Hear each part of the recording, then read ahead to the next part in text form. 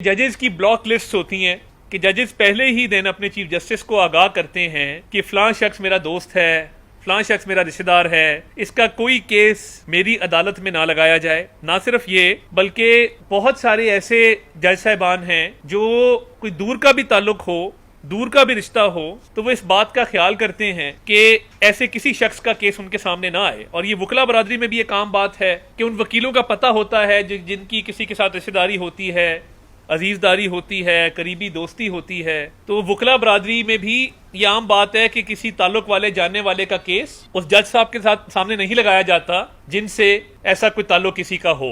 आज बहुत दुख और अफसोस हुआ बतौर कानून के तालिब इल्म के जब 5 रुकनी बेंच का मुख्तसर फैसला पढ़ा ऑडियो लीक्स के ऊपर। मैं क्या कह सकता हूं कि आपकी अपनी सास हैं जिनकी वो ऑडियो है और आप ही उस बेंच को हेड कर रहे हैं, और उसके साथ साथ एक और जज साहब का उस ऑडियो में जिक्र है, मुनीब साहब का, वो भी उस बेंच का हिस्सा हैं। और आज इस ऑर्डर में कहा गया कि वो मुबैना ऑडियो है, उसकी तहकीक नहीं हुई कि वो ऑडियो असली है कि नहीं। तो कमीशन किस लिए बनाया गया था? जब जुडिशल कमीशन बनाया गया है वो इसी बात की तहकीक के लिए बनाया गया है कि ये ऑडियो असली थी कि नहीं थी। आपने उसी पे स्टे ऑर्डर दे दिया और स्टे ऑर्डर देने के साथ साथ आपने उसकी कार्रवाई को आगे नहीं बढ़ने दिया और उसको गैर कानूनी करार दे दिया। तो ये कहां का इंसाफ है कि आप अपनी सास की ऑडियो का केस अपने पास लगाएं, उस पे स्टे दे दें, उस कमीशन को आगे चलने ना दें, उस कमीशन को तकनीकी बुनियादों पे रोक दें और फिर कहें कि वो मुबैना ऑडियो थी, इस बात की तहकीक ही नहीं हुई कि वो मेरी सास थी कि नहीं थी। ये तहकीक तो उस कमीशन ने करनी थी। अव्वल तो आपको इस बेंच का हिस्सा नहीं बनना चाहिए था और 16 सितंबर से पहले जाने से पहले आप ये ऑडियो लीक्स का कोई ना कोई फैसला करना चाहते हैं, हमें अंदाजा है। मगर वो कहते हैं justice should not only be done but manifestly seem to be done. इंसाफ सिर्फ होना नहीं चाहिए, इंसाफ होता नजर आना चाहिए। आप किसी और जज साहब की सरबराही में बेंच बना देते। आप मुनीब साहब जिनका वो जिक्र कर रही हैं कि मैंने मुनीब को भी मैसेज किया है कि लाखों लोग हैं तहरीक इंसाफ के जलसे में और ये दुआएं दे रहे हैं, तो इनके हक में फैसले करने हैं। जब इस तरह की ऑडियो में एक और जज साहब का जिक्र है, उनको तो रजाकाराना तौर पे बेंच से अलहदगी इख्तियार कर लेनी चाहिए थी। अब आप खुद जज हैं, आपकी सास का मामला है, बेंच को आप हेड कर रहे हैं, एक और जज साहब जिनका ऑडियो में जिक्र है वो बेंच का हिस्सा हैं, तो इंसाफ क्या होना है और ये किसने तहकीक करनी है? और आपने इलेक्शन का भी जिक्र कर दिया, यानी सास की ऑडियो के अलावा आपने सारी बातें की दरखास्तें आई थी, इलेक्शन 90 रोज में होने चाहिए थे, इलेक्शंस में ये जो आपने जिक्र किया है, काश आप ऑडियो लीक्स का जिक्र करते और बताते कि ये क्योंकि मेरी सास का मामला है मैंने बेंच से अलहदगी इख्तियार की है और मैंने नया बेंच बनाया है। ऐसा नहीं हुआ। फिर आपने कहा कि उस वक्त की हुकूमत ने बदनीति पर मबनी ये कमीशन बनाया था। तहकीक हो जाती और अगर आपकी सास बेगुनाह होती, उन्होंने कोई गलत काम ना किया होता और वो जलसों में ना जा रही होती और जलसों में जाके आपको एक पॉलिटिकल पार्टी की तरफदारी की तलकीन ना कर रही होती, आपके साथी जजेस से राब्ते में ना होती, तो दूध का दूध पानी का पानी हो जाता, वो एग्जॉनरेट हो जाती, वो बाइज्जत बरी हो जाती, उनके हक में फैसला आ जाता। मगर आपने कवर अप किया, आपने उसको उसकी तहकीक होने ही नहीं दी और फिर आपने कहा कि उस वक्त की हुकूमत ने इल्जामात लगाए हैं। हमने तो कमीशन बनाया था कि अगर बेगुनाह है तो बेगुनाह, अपने ही हक में जो चीफ जस्टिस फैसला करे। अब क्या कह सकते हैं? आप अगर एक दरखास्त डालें किसी भी कोर्ट के सामने कि फलां जज साहब इस बेंच से अलहदा हो जाए, वो तौहीन के जुमरे में आता है, उसके बारे में आपका क्या ख्याल है? जब आपके अपने साथी जजेस ने आप पे एतराजात उठाए, आप पर खदशात का इजहार किया और मुख्तलिफ बेंचों से अलहदगी इख्तियार करते रहे, उस बारे में आपका क्या ख्याल है? आपको बंदयाल साहब ने तो नहीं भेजा। और इसके साथ साथ मुख्तलिफ मौकों के ऊपर फुल कोर्ट बनाने की भी सदा मुस्तरद होती रही और मुख्तलिफ मौकों के ऊपर इसको इंपीरियल कोर्ट कहा गया। इंपीरियल कोर्ट हमने नहीं कहा था, वन मैन शो हमने नहीं कहा था, आपके ही साथी जजेस ने तहरीरी फैसलों में कहा कि ये वन मैन शो है, ये इंपीरियल कोर्ट है। आपकी कोर्ट में इतनी बुरी तकसीम थी कि आप फुल कोर्ट ना बना सके, ना तमाम जजेस को अपने साथ बिठा सके, क्योंकि एक लॉबीज क्रिएट हो गई हुई थी। मज़ाहिर अली अकबर नकवी साहब का करप्शन का केस आया था, आप उनको इंपॉर्टेंस देते रहे, आप उनको मुख्तलिफ बेंचों का हिस्सा बनाते रहे, उनका रेफरेंस समाअत के लिए मुकर्रर आपने नहीं किया।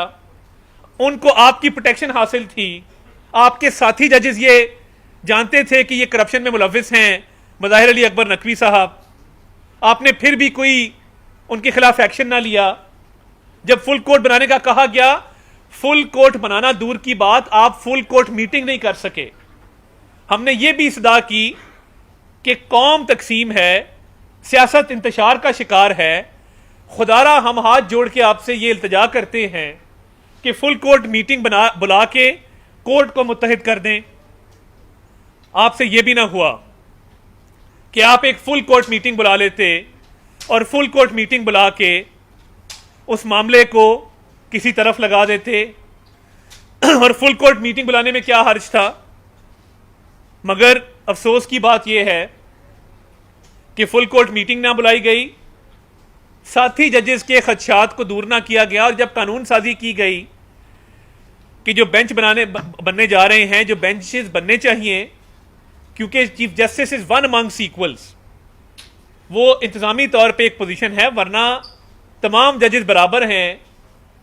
तो आपको कहा गया कि आप मेहरबानी फरमा के, क्योंकि तमाम जजेस बराबर हैं, कानून बन चुका है कि सीनियर मोस्ट 3 जजेस बेंचेस की तश्कील दिया करेंगे, इंतजामी उमूर पे फैसले दिया करेंगे। आपने वो भी जहमत गवारा ना की कि आप उस कानून को मान लेते, उस कानून को मार्ज़े वजूद में आने से पहले ही आपने उड़ा दिया, उसको पहले ही आपने कलअदम करार दे दिया, वो अभी कानून की शक्ल उसने इख्तियार नहीं की थी। तो ये बहुत अफसोसनाक है कि आज आप जो फैसला दिया है, आपने पिछली हुकूमत पे भी इल्जाम लगाए हैं, वज़रा पे भी लगाए हैं, मगर अपनी सास की बात नहीं की कि उनकी क्या इन्वॉल्वमेंट थी एक पॉलिटिकल पार्टी के साथ। और ऑडियो लीक्स पे मज़ाहिर अली अकबर नकवी साहब की ऑडियो मौजूद है परवेज़ इलाही साहब के साथ, उस पर बात नहीं की। और इस सारे मामले को गुडमुट करके और रिक्यूजल को तौहीन के जुमरे में ला के कि किसी को अगर कहा जाए कि आप माजरत कर लें क्योंकि आपका किसी से ताल्लुक है इस केस में, उसको तौहीन के जुमरे में ला के आपने मामले को रफा दफा कर दिया। तो ऑडियो लीक्स का फैसला तो होना है इस मुल्क में कभी ना कभी, दूध का दूध पानी का पानी होना है। आप इलेक्शन के पीछे छुपें, आप तौहीन के पीछे छुपें, या आप ये कहें कि ये ऑडियो लीक्स कमीशन बन नहीं सकता था, आप जितने मर्जी बहाने ढूंढ ले।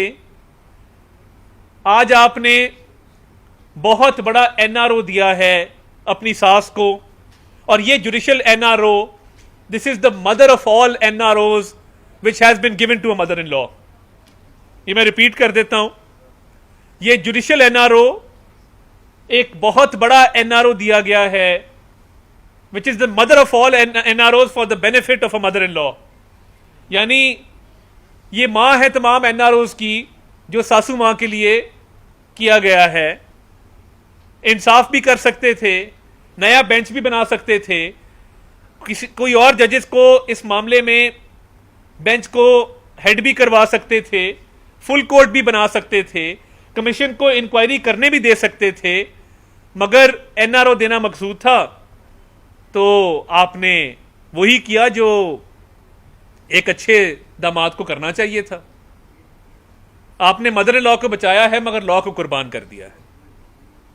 तो ये मैं समझता हूं इंतहाई अफसोसनाक है, और तारीख में ऐसा कभी नहीं हुआ कि एक दामाद ही अपनी सास को बेगुनाह करार दे दे तकनीकी बुनियादों के ऊपर, उसका केस आगे ना चलने दे, कमीशन ना बनने दे, और फिर जो उस पर बात करे उन्हें कहे तुम तौहीन कर रहे हो।